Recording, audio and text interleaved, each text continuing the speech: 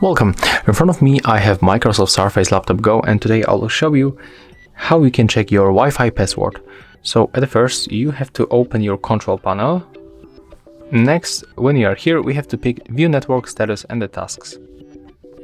Click on it once and then tap on the connections on your Wi-Fi network. So I'm currently connected with HardReset.info. So click on it. Right now what you have to do, let's go. It will be probably here. No, sorry guys.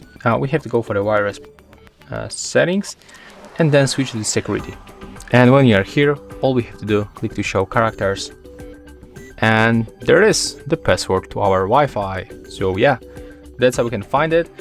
And I hope that this tutorial will help you. If you find this tutorial useful, remember to leave a like, comment, and of course, subscribe to our channel.